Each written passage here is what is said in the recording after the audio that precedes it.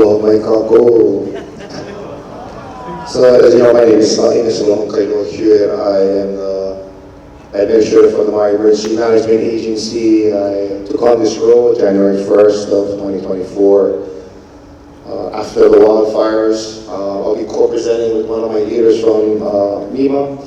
And so I want to be able to get through my space and go forward Chris on time, because there's also some very important things to share.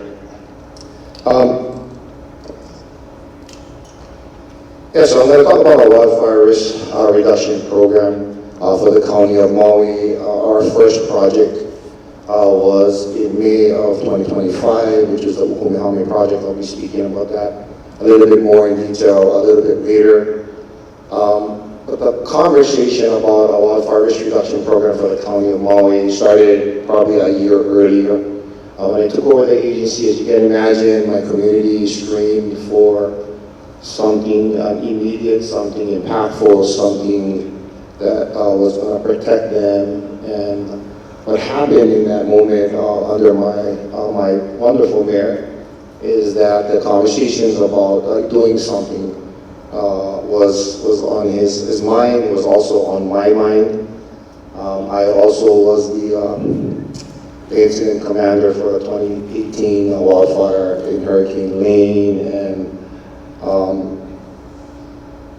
did lose the amount of structures that was mentioned earlier, and have a special place in my heart for Lahaina and the County of Maui. And so I was also with my mayor wanting to do something great, something impactful, something sustainable for my community. And as that conversation went around the room to the various departments, we never really found a home. It took some time, because the County of Maui does not have a land management function. Though departments have certain resources to do what we're proposing to do, what is necessary to do, they didn't really find its home very early. And so it took us some time to have conversations and look at funding and looking at resources, looking at union contracts as well, and make sure that we could move some kind of program. And so it fell into MEMA. And MEMA is a coordinating body with the hazard mitigation program. And therefore it's like, okay, we can coordinate the efforts moving forward. We'll require all of our participation from other departments, and that is our wheelhouse to bring to pass or forward the power of county government in coordination. And that's what we did, and it was assigned to MEMA, and we have the wildfire risk program. We're the lead coordinating body. We participate with the Maui Fire Department, we participate with the Public Works, Environmental Management, Human Concerns, and the Police Department is primary partners. We also work with DOFA, Maui Wildfire Coordinating Group, to really do good work in this wildfire mitigation group. It is not a MEMA only thing, it is a County of Maui thing. What I wanted to say before I go on the purpose is, luckily we were also approved 3 new positions in the hazard mitigation, to support the hazard mitigation program. So wildfire risk reduction is a sub-program to hazard mitigation. We're able to turn our section into 4. We have a hazard mitigation section chief, wildfire specialist, flood specialist, as well as a grant specialist coming in FY27. A lot of the solutions that are offered today and yesterday require resources. It requires people to continue these partnerships and continue these relationships and make sure that tasks get done and work gets completed. And to give it its due diligence, its due commitment, you need people. And our mayor, as well as our county council and our community, support the work of mitigation for the County of Maui, and we're going to make tremendous progress in FY27. So the purpose of the program is to ensure that Lahaina never happens again. And there's elements to what that means. It includes hazardous fuels removal, it includes vegetation management, emission management, and just good stewardship. I'll talk some more about that in detail, but that's the purpose of what we're trying to achieve here. The background is everybody's been talking about the past day that, the plantation era has left, and what remains is fallow lands unmanaged with invasive grasses that are highly flammable, that reproduce stronger after a good rain.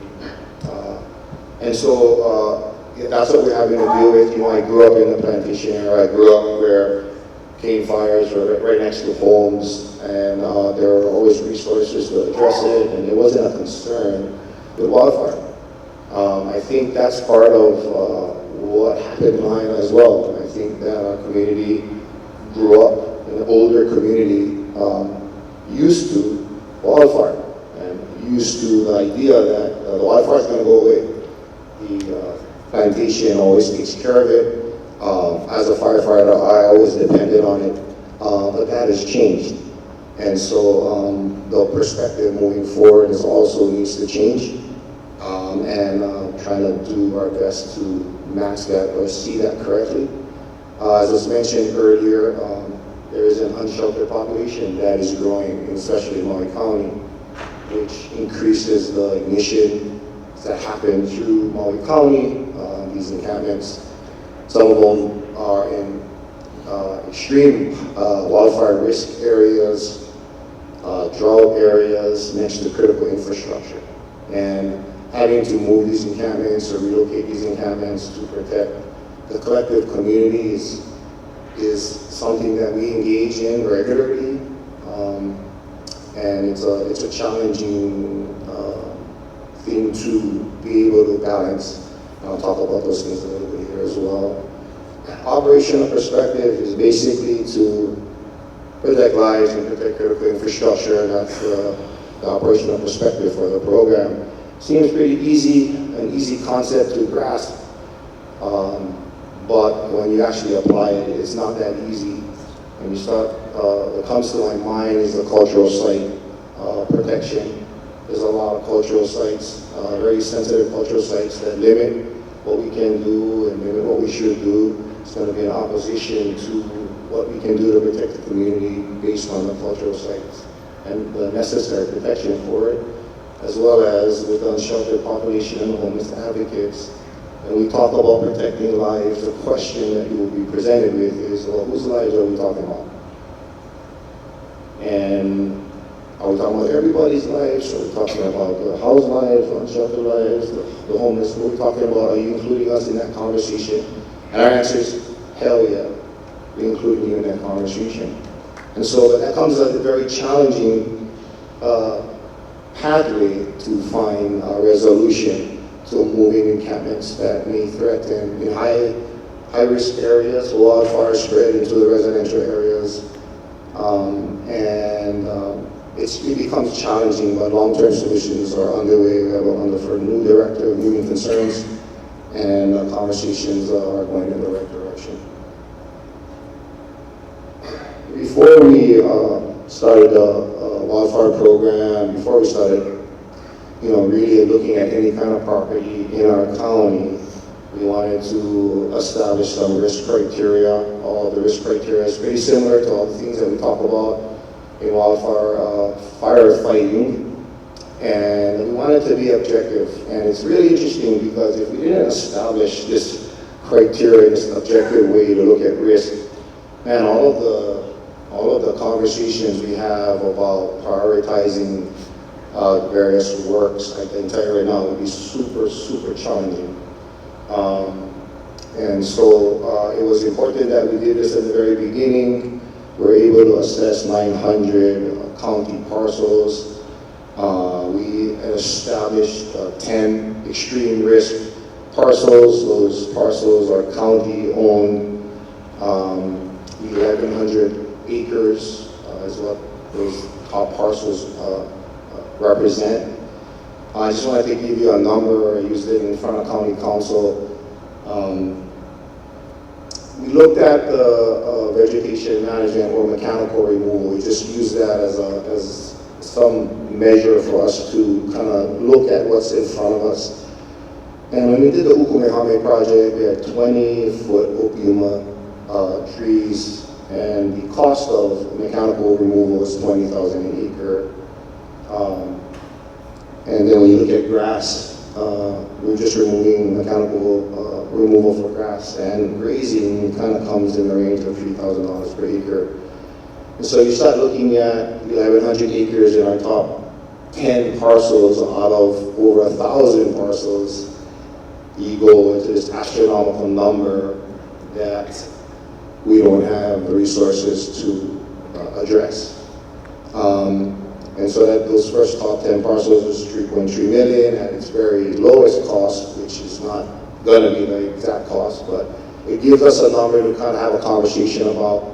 The county council had supported giving up, increasing our budget to at least address the 10 top extreme parcels in the county. We've also looked at, and people are talking about it as well, risk corridors or wildfire corridors. Actually, I'll talk about that a little bit later. And how do we look at parcels versus corridors? I can talk about that a little bit later. We also look at tiered mitigation. What does that mean? It means that, you know, a tier 1 project would include restorative actions, long-term solutions, whether it would be green belts or, you know, some agricultural solution.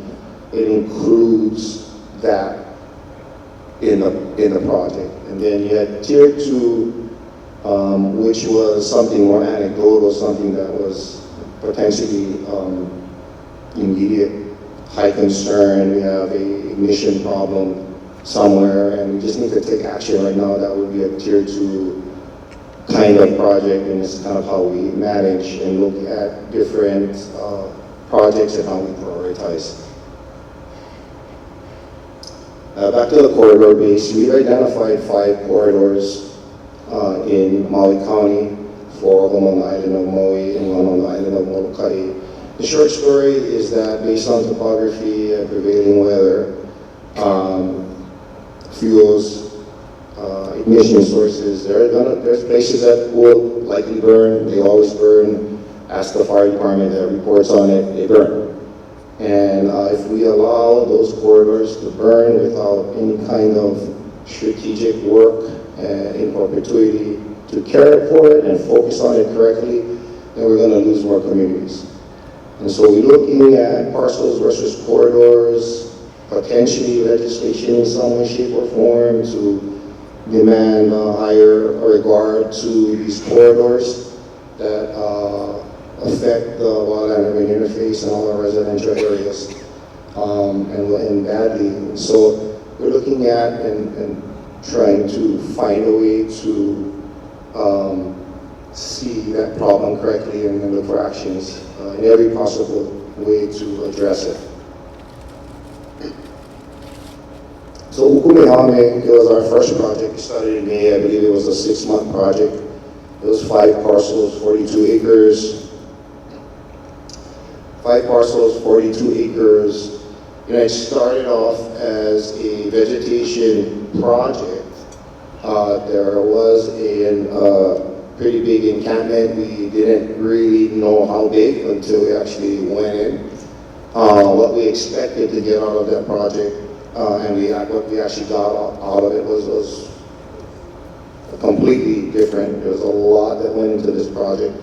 This project, to my knowledge, was $1.4 million for 42 acres. We were faced with cultural site protection, wetland restoration. We were faced with a HWMO study, endangered species study that had to go into that. Once again, the 20-foot opiuma, that was fuels that were destroying the equipment used to remove them. $100,000 in equipment repairs from those opiuma. The encampments were pretty bad. A lot of the fuels were like 6 to 8 feet underground. So you need equipment to actually dig out some of the encampment areas. And then the additional layer of complexity was electric vehicle batteries, and I'll have Chris talk about in more detail. But the electric vehicle batteries, 26,000 pounds of electric vehicle batteries. That is the new hazard, emerging hazard for our world, really. And there we have to go through this process of neutralizing, deconstructing, transporting, and disposing of 26,000 pounds. That brought in state DOH and the EPA. We had to get special permits, build a temporary facility, and the project to reduce vegetation next to this residential area in this drought-prone area next to a primary transportation artery turned into much more than that.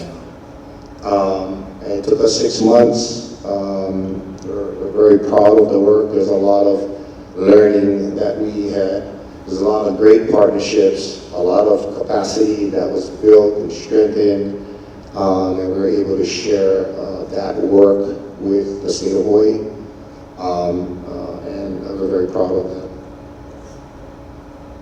So the fuels that was removed from Ukumehame was 176 tons of solid waste, 76 tons of scrap metal, 2.5 tons of recycled metal, and 13 tons of damaged electric vehicle batteries, 123 abandoned vehicles, 1,226 tires, 10 drums of waste oil, 2 boats, heavy equipment, including an excavator, front-end loader, appliances containing freon and other hazardous materials.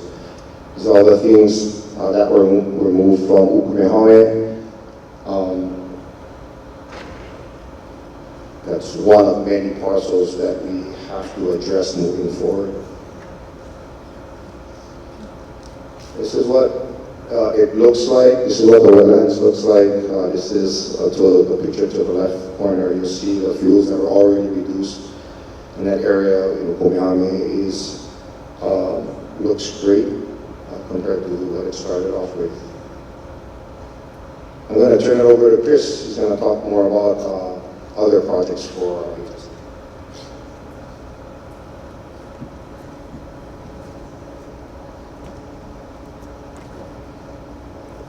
Hello, my name is Christopher Wegner. I serve as the Hazard Mitigation Specialist for the Maui Emergency Management Agency. Been in the position since March of 2025. Just want to give a quick overview of my background. I started off in public health, getting my master's at Emory University, at the CDC, worked at specialized United Nations agency, the International Atomic Energy Agency, working with governments to solve government international health projects and problems. Transitioned over into CDC work, and during the COVID pandemic, worked for the Centers for Disease Control Prevention, the CDC, at the San Francisco Quarantine Station. Was a supervisor for public health and medical professionals there, coordinating and managing the nexus between federal agents, state agents, county agents, local fire departments, paramedics, airport and airline personnel and security.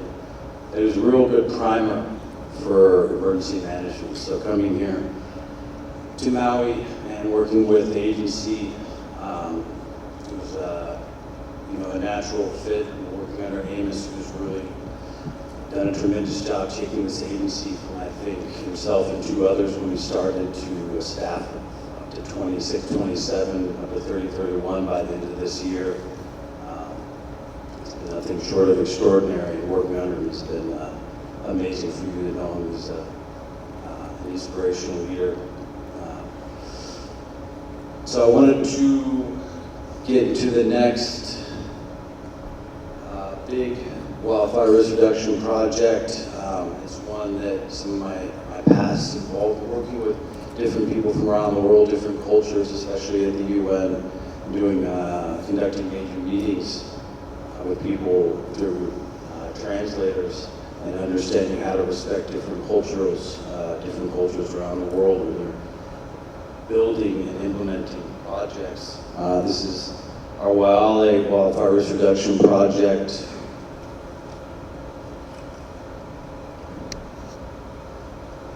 This is in central Maui. It's part of our central Maui critical corridor that Amos had been mentioning about earlier.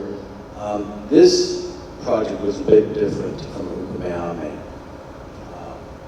This area had many battles fought at one point. There are still Ni'iwi kupuna buried there amongst the sand dunes today. So this site was a very sensitive one. And so early on, we recognized that working with our Department of Hawaiʻi was critical. Some other folks here from Maui County and the Mayor's office also were vital in kind of guiding us through this sensitive project. This one was not so much a Tier 1 comprehensive project like Ukumehame, more so Tier 2. This came out of county leadership as a project that was priority. It was urgent. You can kind of see information about the site: 50 acres, 2 parcels, county-owned parcels.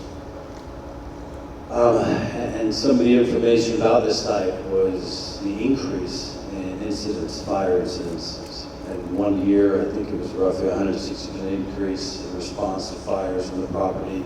This was one of an ignition risk management. This is what we were tasked with. These were multiple large encampments that had moved in there quickly over a 6 to 8 month period. It had been monitored by different county staff and became such an emergency that MEMA was given administrative authority to take on this project. And so we were given a quick budget, a short budget, and very little time to get in there and address this.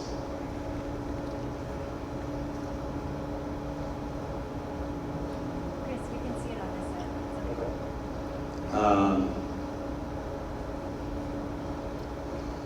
So we very quickly had to, and mind you, this was still when we were finishing up Ukumehame. We were right in the middle of the EV battery mission. So that was essentially a 24/7 job with the EPA DOH on the site. And so getting out there to complete this was not easy, but we were lucky again to have great partners in this. As you can kind of see there, a lot of debris from the encampments there, very spread out amongst the site. Mixed in with all the vegetation, ladder fuels present, continuous, a bit patchy in certain areas, but again mixed.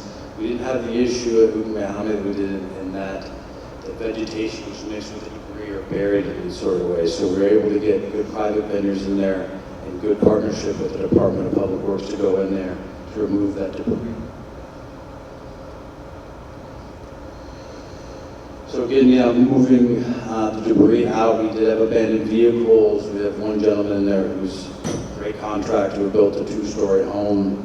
So we had to carefully deconstruct that. Again, this was the whole protocol was approved by a Department of Hawaiʻi. Again, we worked with them early on, the beginning stages, kind of laying out what we could do and how we could do this safely.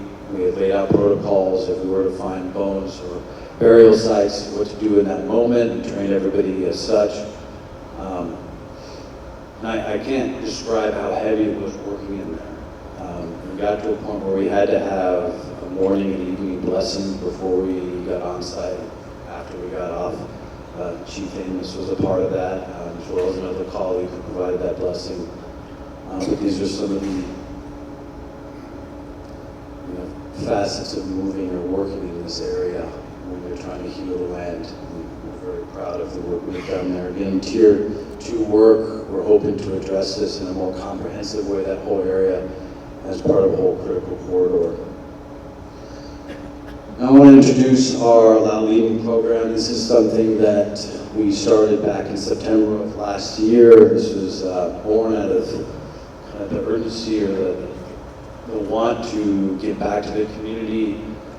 This is something that we do, or starting internally with just me and the staff, working together, going out and doing physical work, getting out on the land. So far we've been working with Maui United Way on 2 of our days, but this is an opportunity for us to get out on the weekend, work together, build camaraderie, get a little sweat, work out a little bit, get some sun on us. We work in a bit of a cave inside the EOC in Maui, so it's nice to get outside, breathe fresh air, see each other, and spend time with each other, work with the community in order to do something beneficial for the land and hopefully do a little bit of wildfire mitigation work.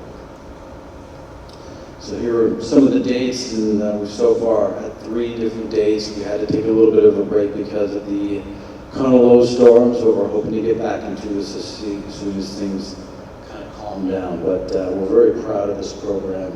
We've had a very good turnout from staff and working with residents, visitors, parents of the schools, or the students who go to these schools. It's quite a rewarding thing. There's nothing like just getting outside and putting in a good day's work. The next program is one that I'm very proud to be a part of.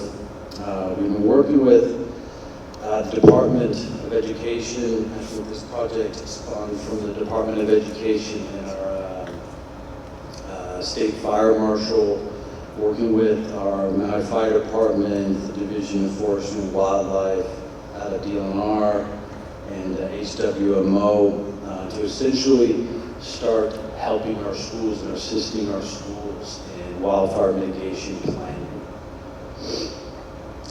Looking at hazardous fuel reduction, structured emission proofing or EMPA proofing, and sort of site-specific evacuation planning. And what we're trying to bring to these schools is essentially, different prioritized or ranked or tiered mitigation measures, different fuel reduction prescriptions, including grazing, structural assessments, integrating all of these in some common sense way that makes sense, both, again, bound to time and money, what we can do within the budget that the DOE was able to get. Also evacuation planning and procurement assistance, which we kind of discovered was a bit of a bottleneck for schools, perhaps getting equipment or executing any sort of mitigation planning. And so we've kind of phased this out a bit. We kind of just jumped into it, prioritizing schools in the WUI proximity and amongst areas that have fuel continuity, working with CASAs and facility staff.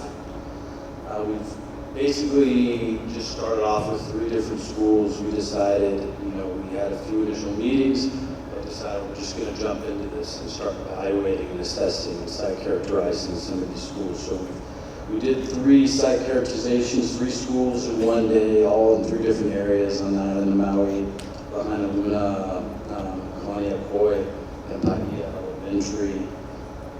Some of the deliverables we're kind of looking at, you can kind of see this is Maui Elementary. This is actually in our sort of North Shore, North Maui critical corridor, that area between Baldwin down to HWMO Road at Baldwin. You can kind of see a close-up of Maui Elementary, where we're looking at grazing, pulse grazing, where the current buffer is that is put in place by the private landowners surrounding the school, and then maybe what would be an optimized or improved buffer that could protect that school given prevailing winds and fire history. And so we do intend to conduct assessments at the additional 29 schools in Maui County, working with all the different CASAs, principals, custodian staff, to provide recommendations, help them problem solve, and hopefully facilitate action or planning. And these are some of the upcoming days working with these schools again. We're hoping to make it to Molokai i.e. sometime this or next month, to site assessments. And then lastly, I wanted to bring up, discuss the EV and lithium-ion battery response that MEMA has been tasked with, that Amos brought up. This started in Ukumehame. We had discovered roughly 13 tons of batteries that had been essentially stacked on top of each other. Where did these batteries come from? That site, it was an illegal chop shop that was operating on the premise. And this individual basically must have been a mechanic or electrician and essentially rigged these batteries to power up homeless encampments.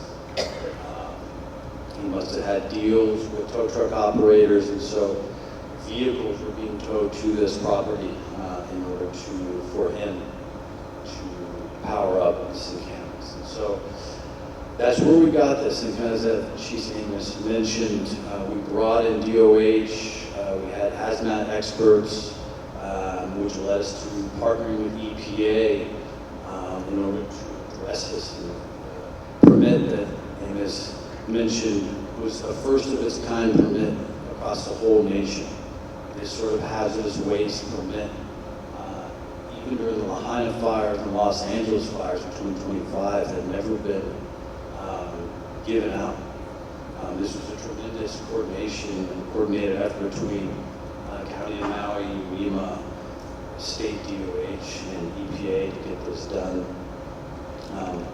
And while the Maui method had been created during the Lahaina fires, it was basically still a proof of concept at that time. So this was a great chance for us to learn, for the state to learn how to do this properly, including the soil sampling that you have to do, putting the site together, putting a health and safety plan together, making sure that we had air monitoring in place, which is extremely vital.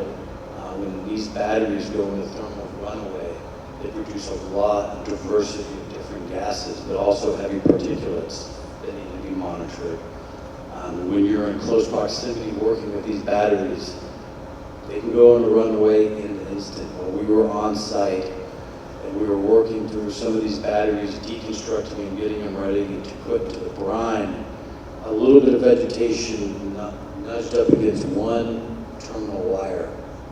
And from that, it shorted, and within an instant, the metal casing surrounding this battery evaporated into the air. Luckily, we were able to quickly get it tied up to a rope, swing it onto a telehandler, and get it into the brine. As soon as it hits that brine, I mean, it immediately explodes in that water. Luckily, once you get it in the water, you get it in the brine, the heavy particulate metal stays in the water. You might get some smoke and vapors, but at least it's a non-toxic smoke and vapor. And it's better than breathing it in. So from that, I've been on an incredible journey, working with EPA, working with DOH, really trying to navigate this space. We've been on multiple responses. Since then, as you can see, we've had to respond to a battery that was illegally dumped on Kauaʻi Road. We were able to render that safe, working with our Department of Environmental Management, our Department of Public Works, Maui Fire Department. We responded to 10 batteries just a few weeks ago that were illegally dumped on a median in central Maui. Again, working with hazmat, working with the Department of Public Works. Those were 10 batteries, 3 were lithium ion, 10 were nickel metal hydride, and being able to render those safe. This is a tremendous issue that really isn't getting enough attention. It's a tremendous ignition risk, and I don't want to sit here and say that I'm demonizing batteries. We all rely on batteries. We need diversification of energy, so I want to really point that out. But we do need to manage this waste stream. These batteries, when they become damaged or defective, become a hazardous waste, a characteristic hazardous waste, so both reactive and ignitable. And so there is hope. The Maui method that we use, that was created from Lahaina fire and kind of harnessed in LA again, was successfully implemented in Ukumehame. We intend to hopefully expand what we're doing in this and help people get into an area where they can solve this themselves. We do have 2 videos on our YouTube. If you go to Maui Emergency Management Agency, we have both a short and long-term video. It goes through each step of the Maui method. It's a great video and the depiction of what can be done. But I want to say the whole goal is risk management along the way. You have to tailor what you're going to do based on your conditions. Our conditions were a site next to the ocean, next to a transportation area with a limited budget. We had support, but we knew that we had to get things done in time in order to complete the overarching wildfire mitigation project. So please feel free to reach out to us if you don't know where to get started and how to tackle this, either at the fire department level or at the county level in terms of a short-term emergency plan or a long-term sustainable plan for what to do with this waste. And thank you so much for having us today. Thank you, HWMO.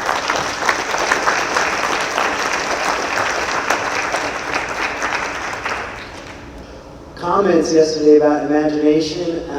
I just feel like we're so fortunate to be in this place where, we might be confronting things we never imagined, like batteries stuck in the woods on the side of the Maui highway, but just imagination has been taken for people to find solutions to these, all of these issues that we're facing. It's really, really inspiring stuff. So with that, that's the end of the session.